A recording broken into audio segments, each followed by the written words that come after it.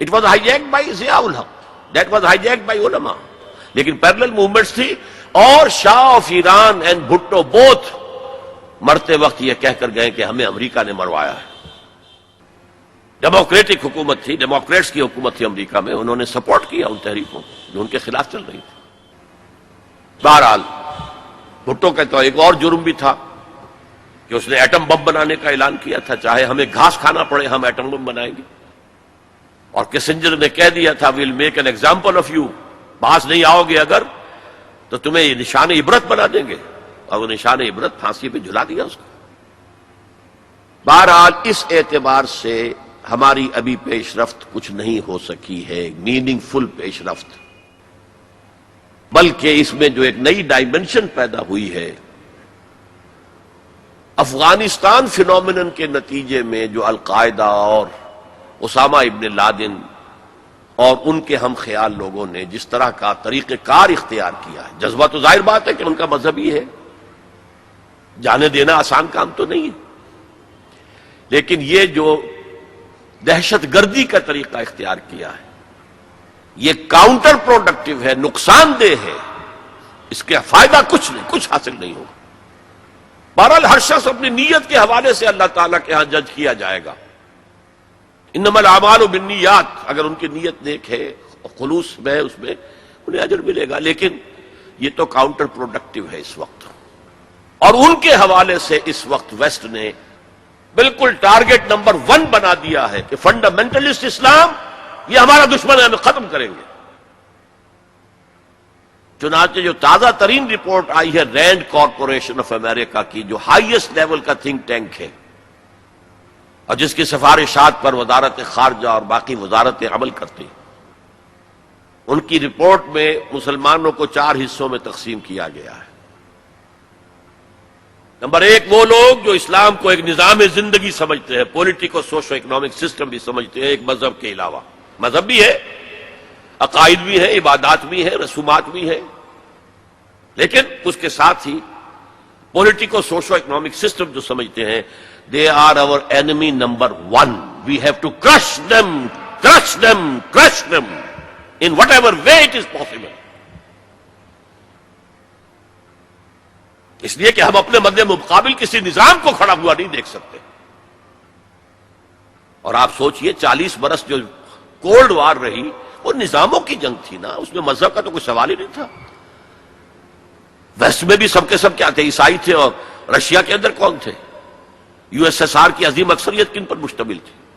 یہ چند مسلمان ممالک چھوڑ دیجئے, قازقستان وغیرہ, تو باقی تو سارا وہ عیسائی تھے نا.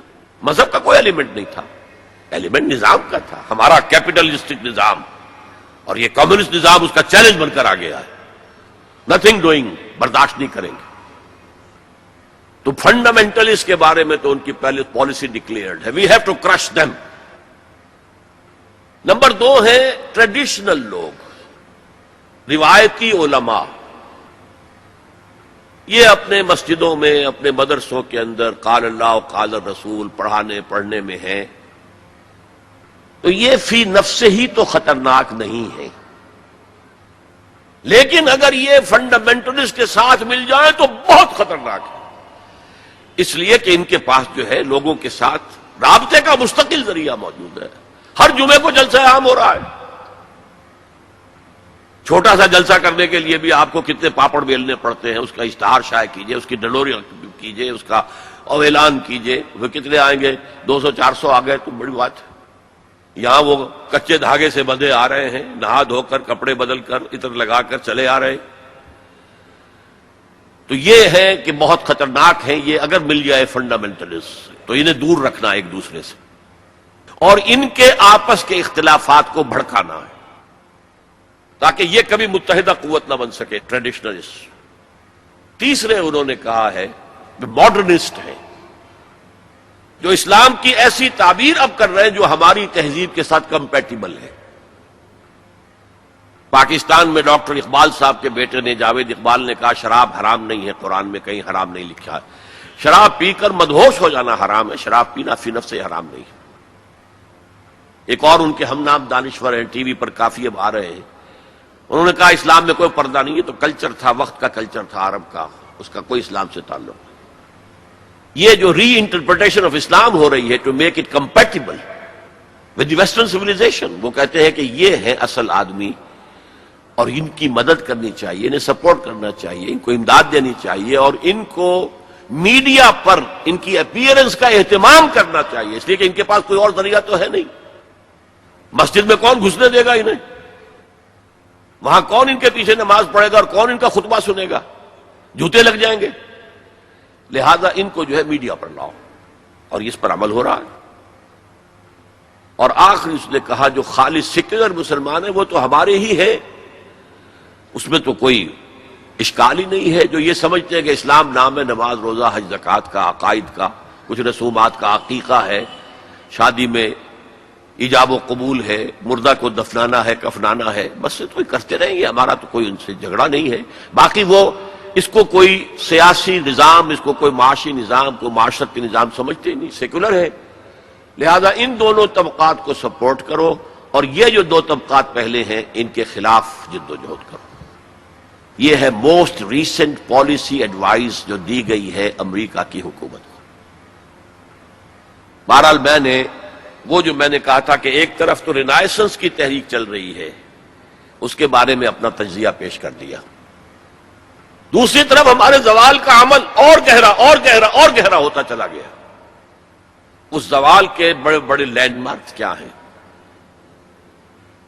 1967 وار میں عربوں کو ایسی ہزیمت ناک شکست ملی ہے، ایسی ہزیمت ناک شکست کہ شرم سے سر جھکائیں قیامت تک، تب بھی وہ داغ نہیں دھویا جا سکتا۔ ہاں مصریوں نے دھو دیا تھا 1973 کی جنگ میں، لیکن اردن، شام اور اسرائیل نے جھپٹا مارا، ادھر سے لیا سینائی پیننسلا، ادھر سے لے لیے گولان ہائٹس، ادھر سے پورا ویسٹ بینک جو اب تک جارڈن کے پاس تھا، اور ایسٹ یروشلم بھی گیا، اب ان کے قبضے میں ہے۔ فرام 1967 یہ عالم عرب کے اعتبار سے یہ ہمارے زوال کا ایک بہت بڑا لینڈ مارک ہے۔ اسلام کے نام پر بننے والے ملک کا جو حشر ہوا 1971 میں، 2 لخت ہو گیا، 2 ٹکڑے ہو گیا، اور سخت ہزیمت ناک، عبرتناک ہزیمت جو ہے مسلمانوں کو، پاکستان کو اٹھانی پڑی۔ ایک اور دوسرا لینڈ مارک ہے۔ پھر جو قتل عام ہو رہے ہیں بوسنیا میں، چچنیا میں، پیلسٹائن میں، یہ سب کے سب جو ہیں یہ اسی کی شکلیں ہیں۔ تو down fall is also increasing, going deeper and deeper and deeper. لیکن دوسری طرف رینائسنس کی تحریکیں بھی ہیں، اگرچہ مس لیڈ ہیں۔ میں ان ٹیررسٹ حضرات کو، جو میں نے کہا کہ ان کی نیت کے اعتبار سے اللہ کے ہاں ان کے ساتھ معاملہ ہوگا، لیکن میں ان کا جو بھی طریقہ کار ہے اسے سمجھتا ہوں کہ وہ مفید سے زیادہ مضر ہے، کاؤنٹر پروڈکٹیو ہے، اسلام کا وہ نقصان پہنچ رہا ہے اس سے۔ اور میں انہیں کہتا ہوں مس گائیڈڈ میزائلز۔ ایک میزائلز ہوتے ہیں گائیڈڈ میزائلز، یہ مس گائیڈڈ میزائلز ہیں۔ یہ ہے آج کی داستان جو میں نے آپ کے سامنے رکھی۔ اس آج میں یہ اب مزید شامل کر لیجئے، کیونکہ آج میں نے شروع کیا تھا جنگ عظیم اول کے کچھ 10 سال بعد سے۔